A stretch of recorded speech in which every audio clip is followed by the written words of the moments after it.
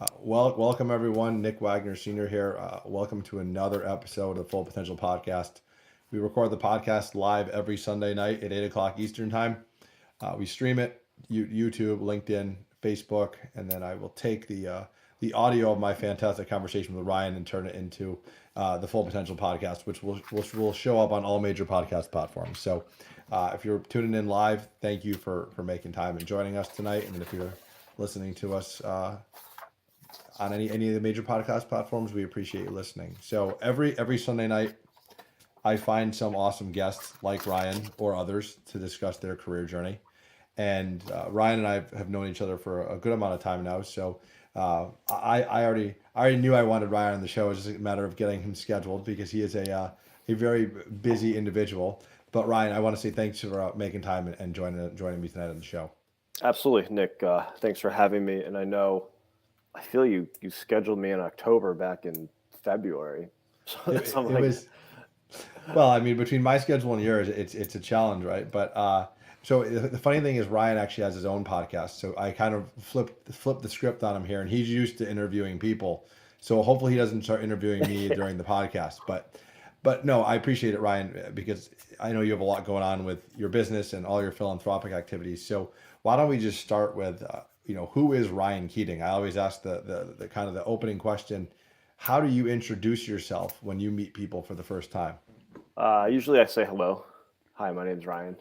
Or I see their name tag and ask them a question about what I can get off of a name tag business or something like that. But part of a family business, a third generation insurance agent.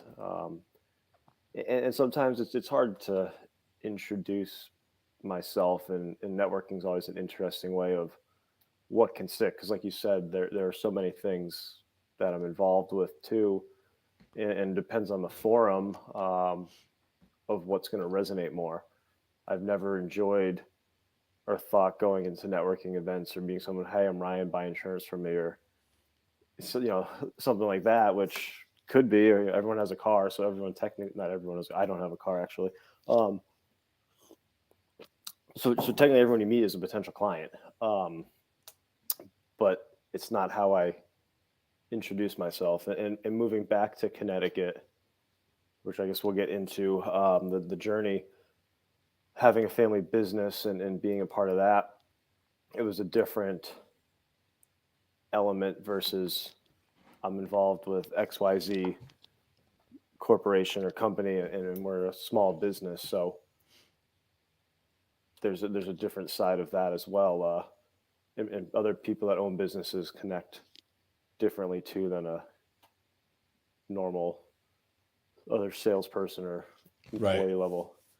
Yeah, no, I mean, I think you bring up a good point, and we'll dive into all the different things that you do, which is, I sometimes wondered if you sleep, but we'll talk about that because you do a lot, obviously, for your family business, but you also do a lot to give back to the community, which I think is fantastic, and we're going to talk a lot about that. But you mentioned you moved back to Connecticut, you moved away, so we're going to go through your career journey too, because I want to kind of, I love to have people highlight really pivotal points of their career on this show where you had to make a decision, right? You had to make a hard decision to do X, Y, or Z, and I always talk about that because I want to hear your logic and how you made that decision and who you talked to, because I think a lot of people, other people, can learn from the experiences individuals that I interview have that have had on my show.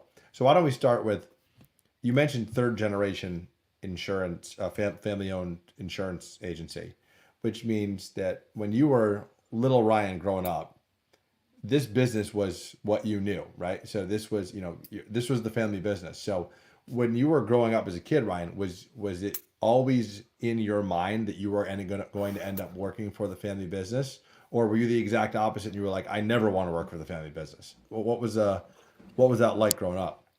Definitely a mix. Um, I think I was definitely grateful, and it was nice to see my grandfather and dad working together, my grandmother, my aunt, all worked together at one point. And as kids, we'd come in to the office, and it was just a cool atmosphere. I think And you remember that as a kid? I do. So the office we're in now, well, 1992. we're in West Hartford Center is when we located here. But when I was a kid, the office was I guess I was born in 1987, so for 5 years of my life, it was in on North Main Street in the big black building over there right by Brace Road. So I remember a little bit of that, going to that office, elevator, and that stuff. But most of my memories are from the office we're in now.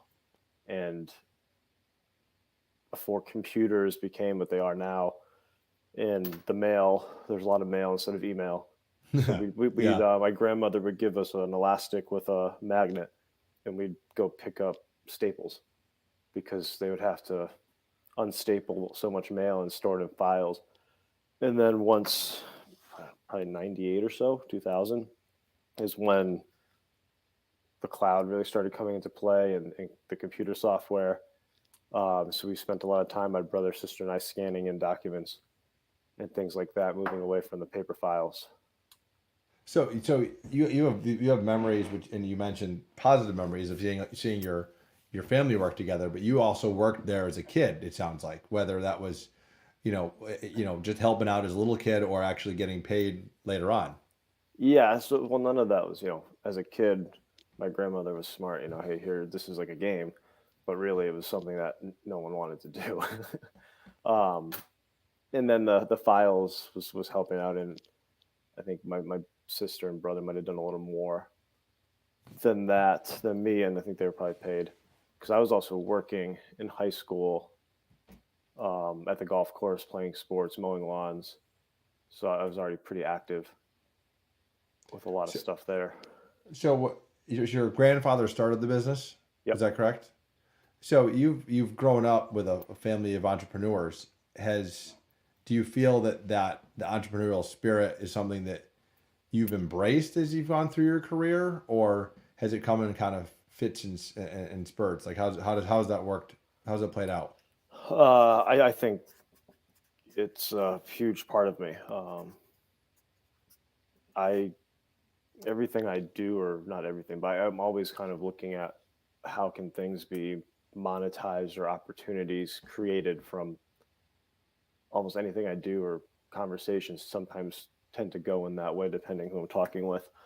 Um, and I think part of it is what makes sales exciting, but also the community side and being able to build and grow something that has had a legacy. But when I was in Dallas, started a business that raised capital for, and ended up not being as successful as a business could have been, around doing tailgates for Cowboys games, which I was just watching as a Giants fan. They lost in the last second here before our podcast tonight. California, when I lived out there, I was doing a print media flyer, that I kind of started, called Ad Time, and with the print shop I partnered with. So going around cold calling a bunch of businesses to sell advertising as my means of income and survival. Now, so I want to pause you for a second. So you're in high school, you're already doing some work for your family business. You're mowing lawns, you're working at the golf course. And I know you ended up going to the University of Tampa at one point. Was your plan post high school to work for the family business, or was your plan always to go to college, or what was that conversation like with your family? Uh, it's an interesting one, because I didn't finish college. I did not want to go to college. And so I think there was a mix of semi being forced-ish to go to college. I'm the oldest, my brother and sister, and I remember my dad saying it would set a bad example to my brother and sister if I did not go to college. Interesting. Um, and at the time, I was my brother and I were pretty successful mowing lawns, that we pretty much had a mini business operating that could have, I say this a lot. It's easier to give a kid $100,000, $200,000 of college debt, but you go and ask for a $20,000 loan at 18, they're not going to give it to you to start a business, Right. um, which is flawed in ways. But so I've always enjoyed the manual labor, outdoors, things like that. So there was thoughts of, do you create a landscaping company? I've always known I can be and will be successful without a college degree. That I think, like, the entrepreneurial side, knowing that creating opportunities is out there. One thing that I learned, one of the jobs I had at one point, this guy used to always say, "There's a million ways to make $1 million." Yeah. Um, and I think we're seeing a lot of it now. A million people are going to college, but there aren't a million jobs and opportunities for the college degrees, and the trades are coming back into popularity and necessity. So when you mentioned that you went to school but you didn't finish, and it sounded like your parents really wanted you to go to school. What I guess my big question for you is, what ultimately made you decide to not finish school, right? Like, was it you just saw so much opportunity working, starting a business and working? Was it you didn't like learning? You didn't like the format? Like, what was, because I think what you said, right? I mean, you're seeing more and more businesses these days, Fortune 500 companies saying you don't need a college degree anymore. I mean, there's countless companies that are no longer requiring college degrees. And it's an interesting phenomenon because a lot of people said for so long you need a college degree to go work at this company or that company. A lot of them are now changing their minds on that. What was your reason for not finishing? Uh, Part of it was brazenness, and just being stubborn, um, trying and wanting to prove a point, um, that you don't need college, because so much was put on it in school, and I was never one that was crazy about school. The structure of it, and going back to Tampa, I, I was required to take a class on turkey, and I failed because I didn't want to do the whirling dervish in front of 100 people. The Uh, country, not the food, I'm assuming. Correct. Yes. Right. Yeah. And that was a required class as a freshman, and to me, this is a waste. That was a waste of money to have to take a class on turkey, and I probably wouldn't know what the whirling dervish was now, but it's a dance. That's like the dance of turkey. Right. Uh, and our final was basically to do the dance in front of an audience, and I was like, this is so stupid that I said no and failed. Um, Trying to prove a point, but that point was only in my GPA. Yeah.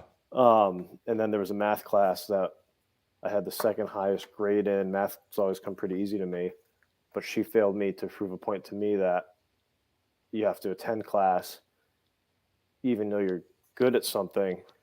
So I ended up with 2S my freshman fall semester, first semester, and that my GPA was, I think, less than a point or a point something, one Right. point something. And then the second semester, I needed to get above a 3.0 to maintain a scholarship that they gave me. And then once I realized that wasn't going to happen, I just kind of gave up. And there's definitely some awkward tensions with my dad and I. So his model was, if you're not in school, you can't live at home. So came home, packed a bag of stuff, and went back down to Tampa, where I had a friend network and lived down there. And then started working in the kiosk business at the mall. And then after a little while, I ended up coming home, enrolling in classes at Capital. So that brought me back to Connecticut then. And about that time, I was working with a couple other odd jobs here in town. And my grandfather got sick and ended up passing away. And so that's when I started working in the office again a bit, when it was just my dad and aunt. And pretty much needed someone in the office to answer phones, or people came in while they were dealing with him in the hospital and after. Then I went to Maine for the summer, came back working full time, and then realized in the middle of winter or so, I missed the warm weather. Yeah. And if I don't leave now, I'm never going to leave. So I was probably 21, 22, and I flipped a coin between San Diego and Tampa. Knew no one in California, nothing about San Diego except people talk about California all the time. And I figured it was like Tampa, being similar geography on the map, and sold my car, packed a bag, and went out to San Diego. Now, I love how you flipped the coin to decide where you were going to live. That sounds like a typical thing 21-year-olds do, right? Like, I mean, the thought of doing that at my age makes me kind of chuckle. But I guess that's what you do when you're young and don't have any responsibilities. What you mentioned, your grandfather passed away, who I know it sounds like you had a good relationship with, or he was an important person in your life. What was the impact on you personally when that happened? Uh, it was interesting. So kind of towards the end of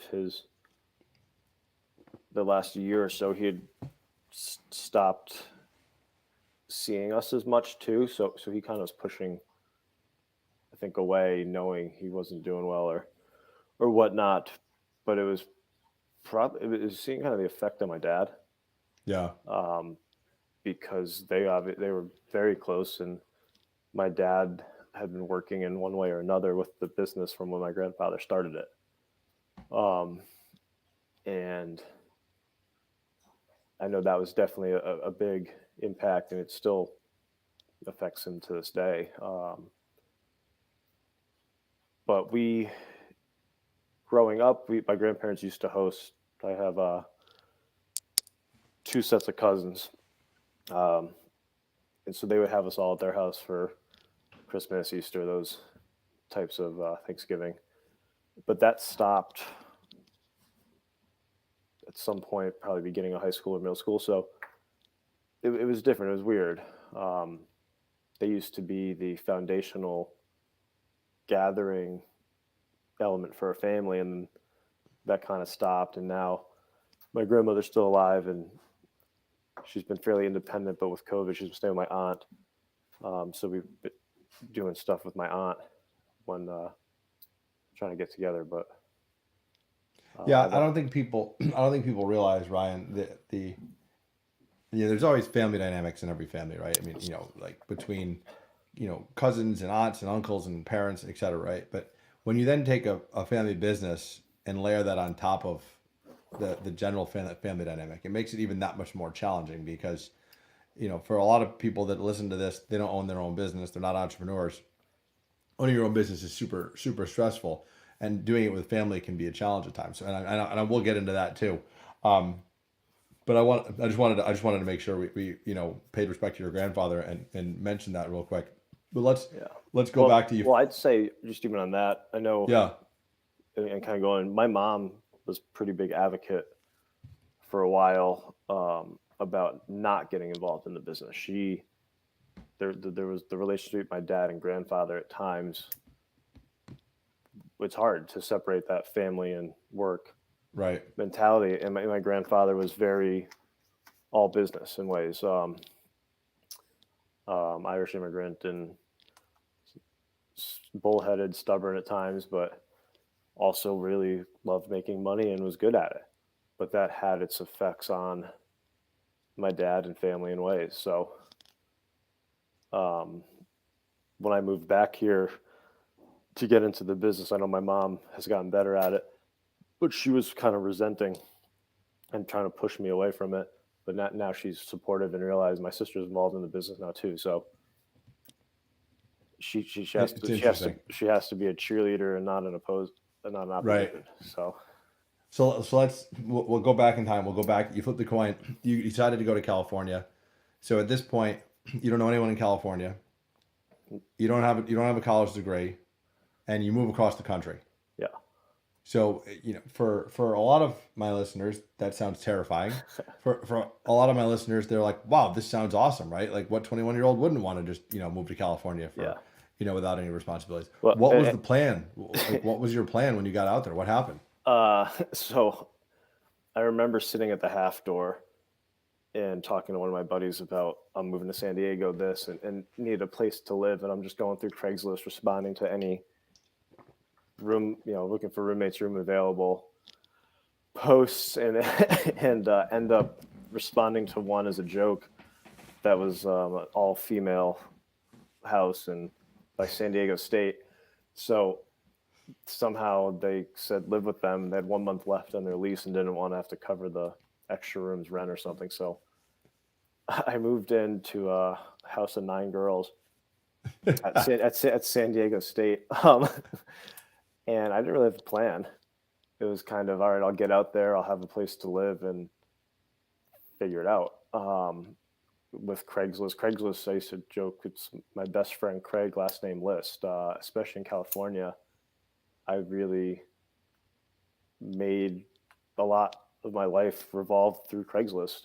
Places I lived, I would flyer cars for $100-$200, respond to one day just income generating activities that were available while applying for jobs. And I will definitely say in Dallas and there, it has been hard, and it was very hard trying to get opportunities without a college degree. Yeah. It's changed a lot today versus, I mean, I'll be 33 next month. So this is 10 years ago. Yeah, no, you're right. It has changed a lot. I think the perspective has changed quite a bit since then. So I ended up getting a job at the Padres Stadium slinging snow cones. I wanted to then beer like the guys at the Red Sox games. So that kind of was one of my thoughts moving out there. I'm like, oh, professional sports I've always been attracted to. And I'll get a job with the Padres. And the season so if I moved out there in February or beginning of March, so the season was just starting, and the only opportunity available with them was vending. And Right. that ended up being a kind of feast or famine because they didn't always have the best crowds. Like this year, they finally made the playoffs the first time in a long time. So snow cones did well on hot days when it was packed with kids, and horrible on other days. So sometimes I'd walk out making $50. Sometimes I'd walk out making 200. So with that, I was doing other stuff, and I started doing the magazine print mailer that we had 2 of them printed. And I was also working, doing odd jobs. I have a bit of a graphic design background from high school. So I was making menus or logos and flyers. So I'd make flyers and flyer cards for some businesses that I developed relationships with. So I was just hustling. And then I got involved with the kiosks again, selling e-cigarettes. When those were becoming popular, and there's some decent money in that. And then life took me to the Bay Area, where I ended up working with the Giants in athletics, doing vending as well. And the Giants won the World Series that year in 2014, which was pretty cool to be a part of that. Worked with a startup at the time as well. And then also got involved with the kiosks again up in the Bay Area, doing some sales training for a couple different locations they had. And then life took me back to Connecticut. My brother was moving to Tahoe, so I came home for Christmas to drive across country with him. And similar, go with the flow, stopped in Utah to visit a friend. I was going back to San Diego, enrolled in the Golf Academy of America that was going to be paid for by financial aid, which I was like, I might as well capitalize on the system. Yeah. And it was a 16-month or 14-month program that I would become a really good golfer and learn about the golf industry. And we're at the ski lodge. One of my girlfriends goes, we just fired someone that can get you their job. And I was like, okay, whatever. Next thing you know, I'm working at the ski lodge in the kitchen. And I never really skied in my life, so I learned how to ski and learned how to cook. And then that took me to Montana, where I kept cooking. So you didn't do the golf academy? Nope. So I pushed it. I delayed it to September or so, and took this Montana opportunity to keep cooking and get to live on Flathead Lake. And it was a cherry orchard. The woman who owned the cherry orchard owned an insurance company in Dallas, And that's what brought me to Texas, and the golf academy was done. Uh, so she did employee benefits, and worked with her for a year or so. She had about a dozen clients and had a great setup. So I learned a lot just through that. Small business, insurance, seeing a different side of insurance than the property casualty side that I grew up around. Right. Um, and then from there, worked on a contract job with the company, moving from Atlanta to Dallas, a medical company. Then I started my tailgate company, Bus to Gate, around curated events, Cowboys tailgates was a foundational piece of it. That didn't work out. So I got back into the employee benefit space. And after a couple months, I didn't see an ideal long-term fit there. It didn't have the culture that I saw myself being at for 10, 20, 30, 40 years.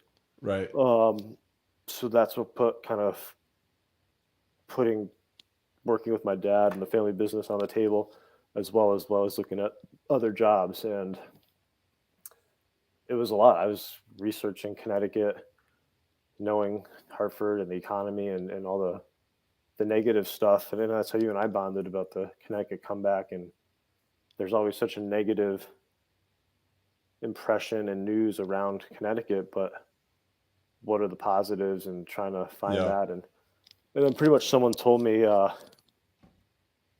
if I never came back and worked in the business or gave the opportunity, would I ask myself, what if?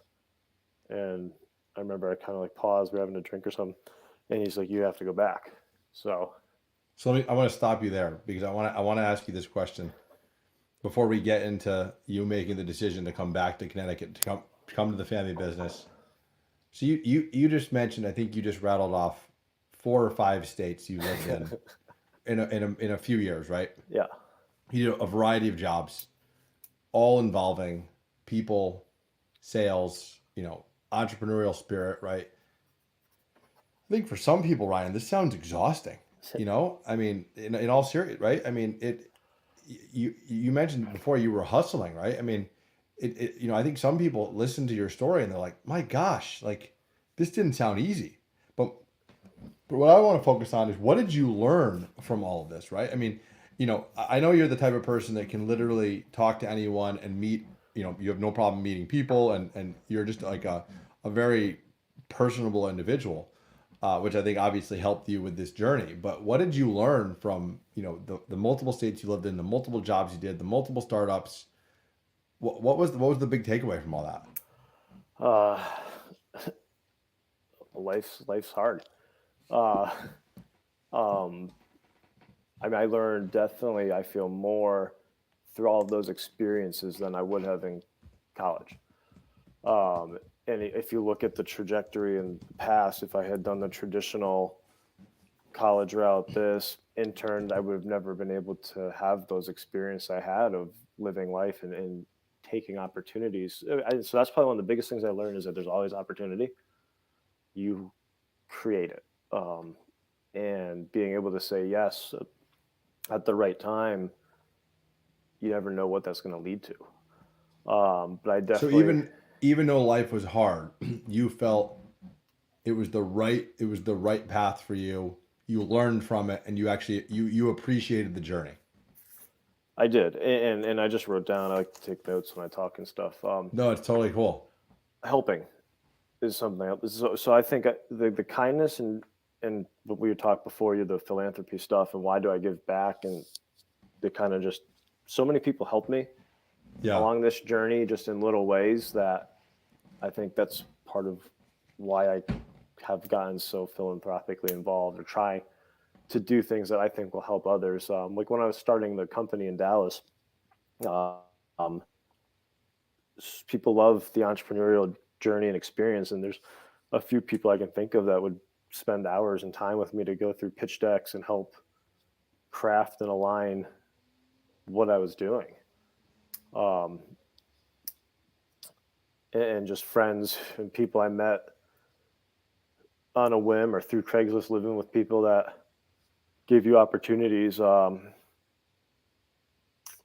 And a lot of the people who would give me a couple $100 to make a flyer cars for them, they were always trying to help. They So saw. I want to expand on that before we go back to your big decision to move back to your home state and work with your father. I want to talk about mentorship real quick. Yep. Did you have would you say that you had formal mentors throughout this journey, or did you not maybe call them mentors, but looking back, right, and reflecting, realize many of them were mentors? What was that like? So I'd say it's more looking back and taking.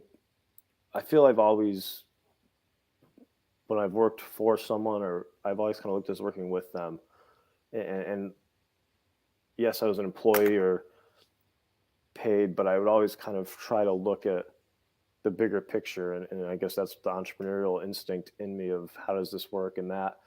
Um, but the gentleman who ran the vending company in San Diego also owned a couple barbershop franchises, John Royce, and I definitely look up to him as a mentor, as a entrepreneur, and just a good guy that I could have a lot of life conversations. Him and I still keep in touch. Um, That's Here and awesome. there. He actually just moved to Cape Cod, so now he's on the East Coast. And we've been talking about getting together. Um, and then Dallas, the woman who owned the cherry orchard, her name is Marsha Zimmerman. She was a great influence in me and mentor that I had just in life too. So those are definitely two big ones. And then there was another gentleman in Dallas who was a sales coach that I worked with that kind of took on a mentorship role. And one of the other gentlemen that invested in my startup, him and his wife, and they gave me a lot of life lessons too. But I just kind of look at people I meet and see how they are successful and try to take away a lot from that. Um, Yeah, I mean, I feel like you're always learning from the experiences you have, or the people that you work with, or the people that as you mentioned, work for, and that whole idea of being a lifelong learner. Even though, right, you said earlier, school's not your thing, you're still a lifelong learner. You just learn a different way. Correct. And I still, education comes in different forms. Just for me, it wasn't best being lectured or having a book, Yeah. and it was more learned by doing. In insurance, though, I've gotten certifications. I got my CIC, Certified Insurance Counselor, which was a progressive process, and there's some other ones I'm looking at, like Certified Risk Manager. Um, and that's constantly learning too. Absolutely. But now it's around your field and trade and specialized specific. Which, and part of me, I want to get a master's degree without getting the undergraduate. I want to circumvent that system and get um, possibly around entrepreneurship or a business based. Probably the executive MBA would be what I would focus on doing. Because I do think there is value in school. It's just how you utilize it and when and what you utilize it for. So for me right now, turning 33, I would rather go get educated from a university or college versus at 18.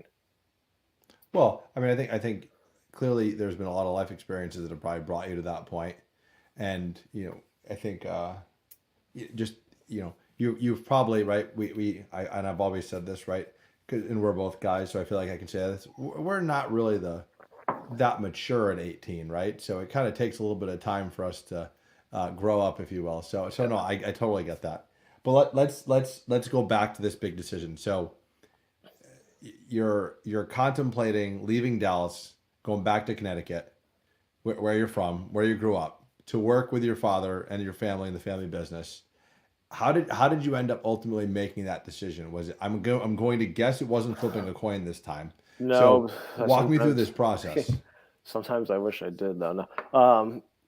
But there were a few things. There was a girl I was dating at the time that I saw long-term potential with, and there was so the factor one of the childhood element. West Hartford is a great place for a family. Would have that been an option? Who knows? But coming back would have given one area of that.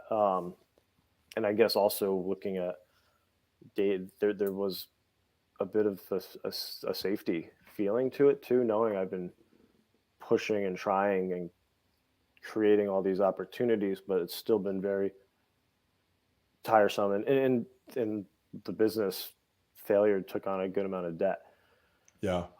and contractual debt. So I kind of moved back here, and I was on some debt payment structures from contracts I signed that I couldn't declare bankruptcy. They weren't that much. It was probably about $50,000 of contractual debt, um, that was able to settle a little bit lower and figure that out. But it even at that time, 4 years ago, there was some the college degree stuff did come into play in ways. So people, there is value in opportunity from your college degree, and I think not that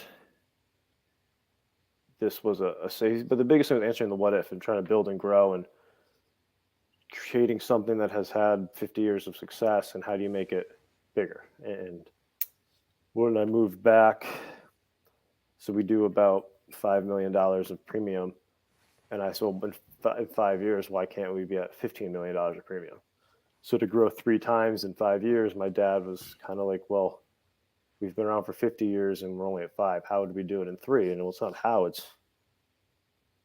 or if there's always a way. Yeah. Um, so seeing that opportunity to do that was a big reason. I was, and still in ways, nervous about Connecticut's tax burdens and how that's going to affect us as we get older. And, it's our generations that's going to have to be footing the debt of the state. So being able to help create energy and build around Connecticut. So one thought, yeah, Connecticut's already as bad as it was or as low as it was. It can only get better, was one thought. So being a part of that growth and resurgence has been something that's inspired me and given me insight. But yeah, I mean, answering the what if, when this guy who's involved in a family business, and that kind of that was what pushed me over the edge of coming back. Now, when you decided to come back, because you mentioned you have siblings, were any of your siblings involved in the businesses at this time, or just, or were you the only one considering it? It was just me. My sister is probably going on a year in the business now, maybe 8 months or so. And at the time, she's been in the retail management world for a while, and I don't think this was really a thought for her at the time. And I know my brother, he's in Idaho right now. He was in Utah before that for a while. He's joked about it or kicked around the idea, and I know but for him, he loves the outdoors and sitting at a desk or things like that. He could Right. like it, he could not. But right now, I know he's enjoying his career path. I mean, I mean, and you tried to start multiple businesses, and you know how hard it is. I think kudos to your grandfather and your father, and now you and your sister, because having a business be around for over 50 years is not an easy thing to do. I think a lot of people don't, they have never been a small business owner or an entrepreneur, really understand that's a long time.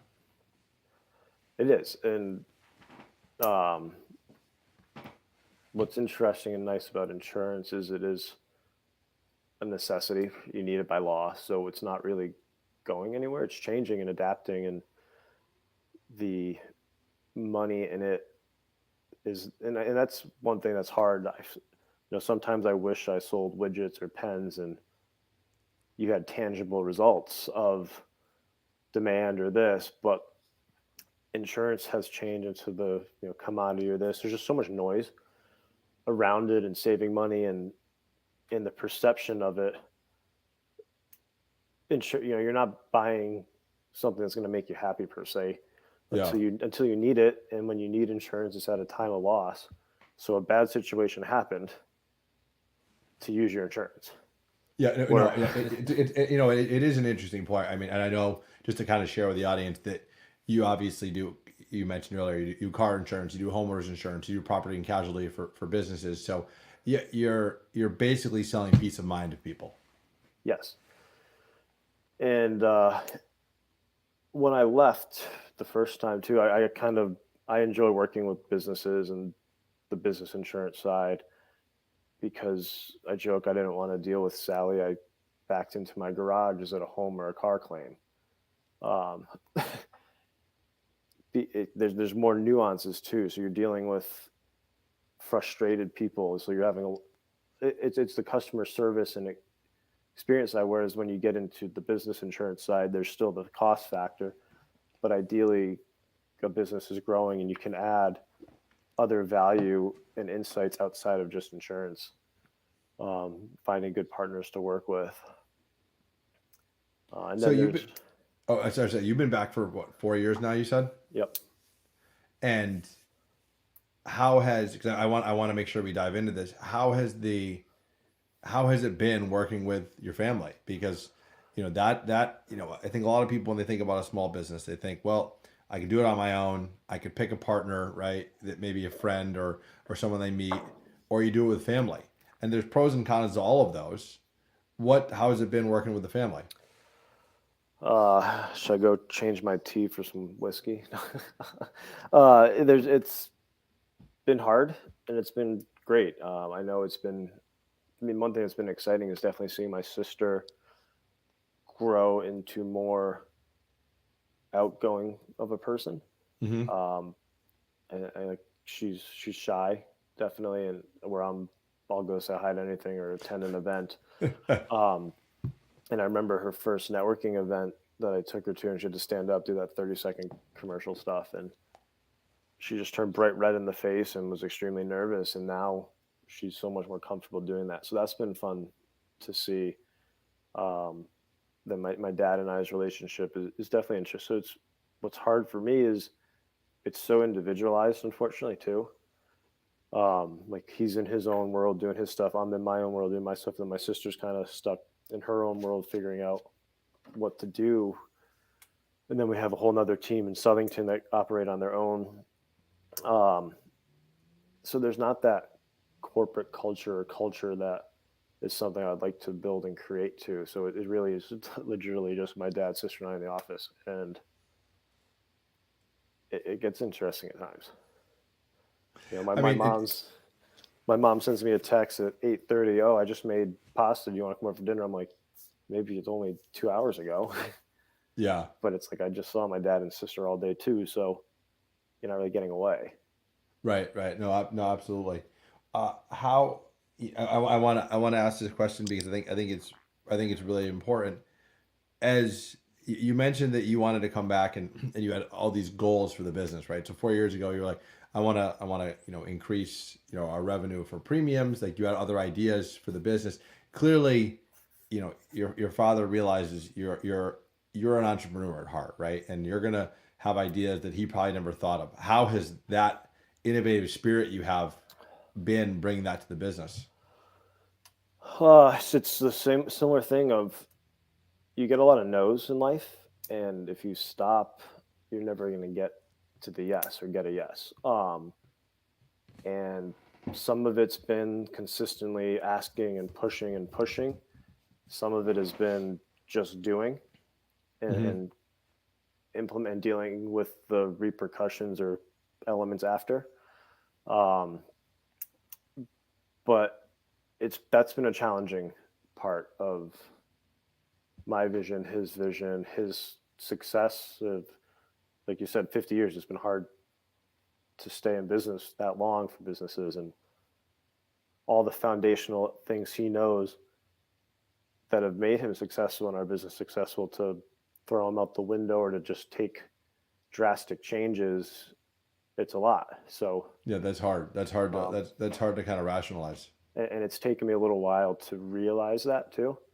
Um, but as I've got to talk and meet with more insurance owners in the business, it's helped add a different perspective too. Um,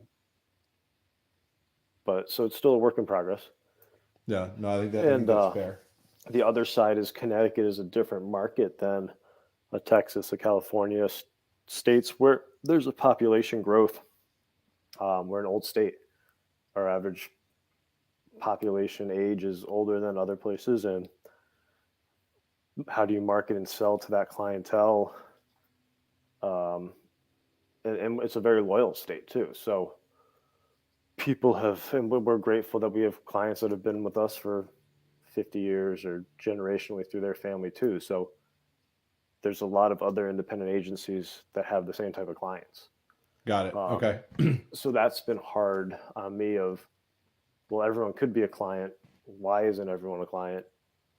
And how do we get the right clients, or how do we get people that want to be a part of and respect what we're doing, which kind of also goes to the philanthropy or community stuff. It's just ways of giving back and getting a different side of myself, the business, than insurance.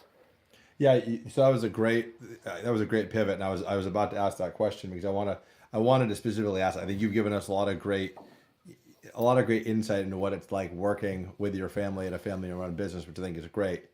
You were I mentioned to my wife I was interviewing a philanthropist for the podcast, and because you do a lot, right? Whether you mean to or realize, you do a lot from volunteering and a giving back perspective.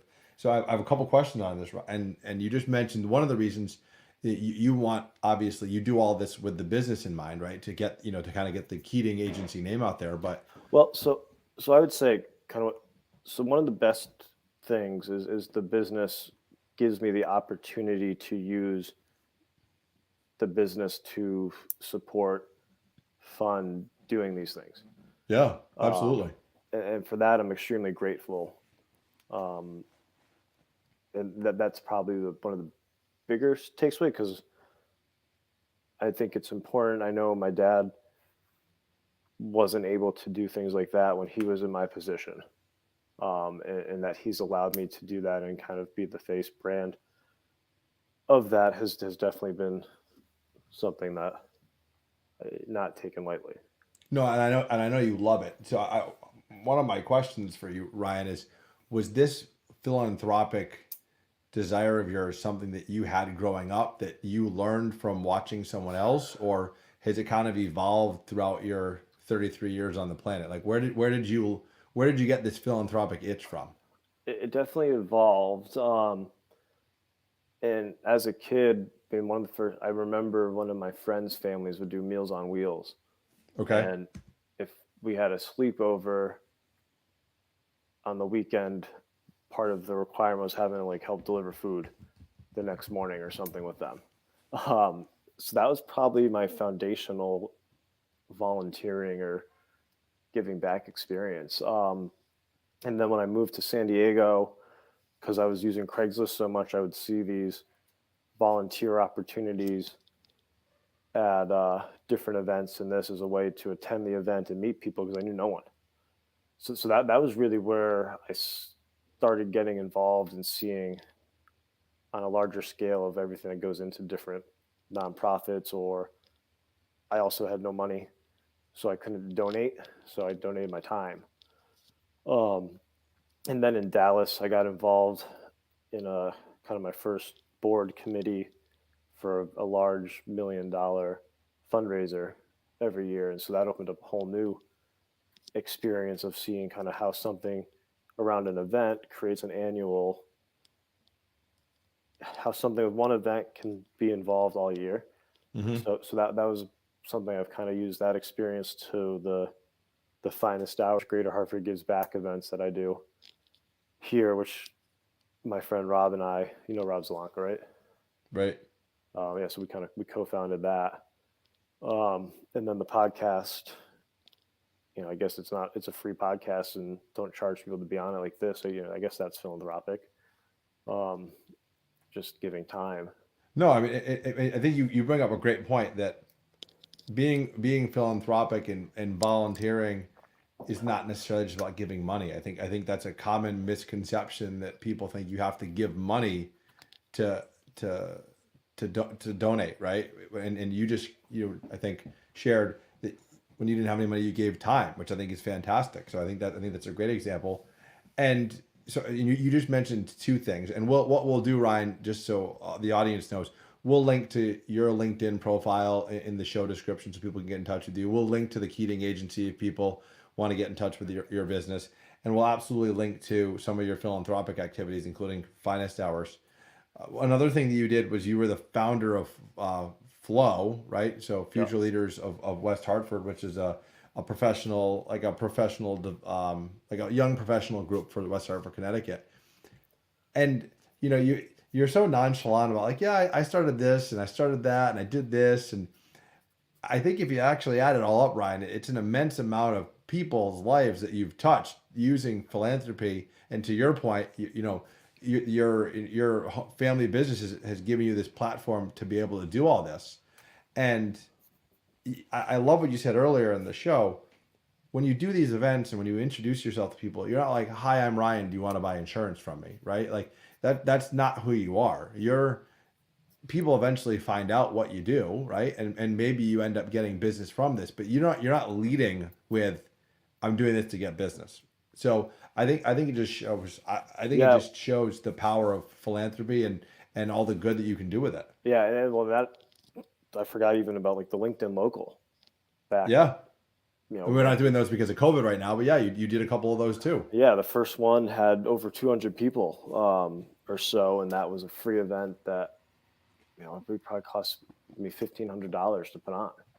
And nowhere did I really push or put Keating Agency out there. And I remember someone kind of told me, "You're only doing this stuff for business." I'm like, "No, I'm doing it because I'm able to use the business to help support that."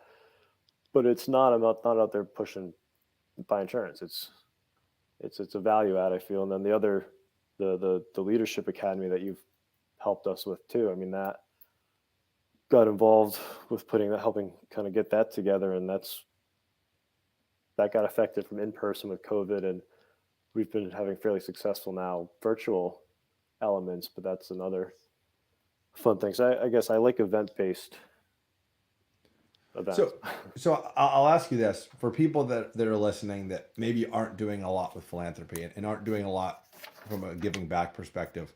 What would you say to someone as far as the benefits you've personally felt from doing it? Like what would you share? So with the flow, what's nice with that, it's nice to see when that got started as an idea. And there was a lot of time in the beginning of getting a board together. My goal with that was to have a board and have a succession plan in place and empower other people to make decisions and choices. And it's done that. We're basically was self-sufficient, that I could step away, and it kept building and building, and had some pretty good success quickly. Um, and I like seeing things successful. I think when you create and help build something, or if you're involved, like going back to the large fundraising event or being involved with different parts of organizations like that, having a successful event or knowing all the work that goes into attending. When you attend other events, that's nice. But then when you actually are volunteering, and depending on the cause, the First Tee was an organization that I used to coach in Dallas with, and kids that might never have a chance to swing a golf club, you'd be guiding them or helping them. And I remember one kid made a putt and started like twerking, and and I was just like, no, you don't do that. And all the other kids started doing it. Yeah. Like, you can't change that. That memory is always going to be there. So just the impact you've had on people has obviously been something that you've really enjoyed. And I think the other thing you mentioned earlier was for a lot of people out there, volunteering and philanthropy is a great way to meet people if you're in a city or a state where you don't know anyone. So I think that's another great point. Yeah, and so one thing, and then fundraising. So like I've done a couple of golf thing. I did 100 holes in one day last month, beginning of September, and had to fundraise, I think $1,500 or so raised. And knowing, the experience is great. Be like, oh, you got to golf, well, but that money goes to people in need, Right. and being able to help drive that. So it's not coming out of my pocket or this, but it's bringing other people exposure to different things too. No, I love that. So I want to say thank you so much for joining, and being on the Full Potential podcast and sharing all your experiences, Ryan. I think you have a very unique career journey, which is why I wanted to have you on the show. And I love just how no matter what you've done, you've always embraced your entrepreneurial spirit and your innovative spirit, which I love. So I always ask my guests the same question to close. What is the one piece of advice that you would share with my audience that's helped you reach your full potential? So what has helped Ryan be successful throughout your career? Well, I think my potential is still being tapped, but one foot in front of the other. I mean, I momentum. If you stop and go idle, not it, bad things happen. Not bad things, but when you keep momentum, you keep going forward and pushing forward, you create opportunity and success. So that one foot in front of the other and just keep moving. So one thing doesn't work or an opportunity doesn't work, there's always another one. So I mean, that's so simple, but it makes so much sense, and I think it ties back to something you said earlier in the show, where you've been told no countless times, but that's never stopped you from coming up with another idea or another ask or another initiative where you might end up getting a yes. And I think that I think both of those ideas tie together. yes, yeah, So, well, awesome. Thank you, Ryan. I appreciate you making time.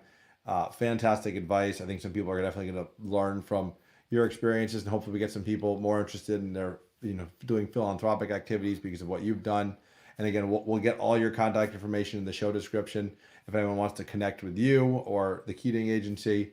And for everyone listening, you can check out all of my podcasts on all the major podcast platforms: Apple, Google, Anchor, Spotify. And then we also have all the shows with video. So if you want to see me and Ryan chat, not just listen to it, so you can watch all the shows on YouTube.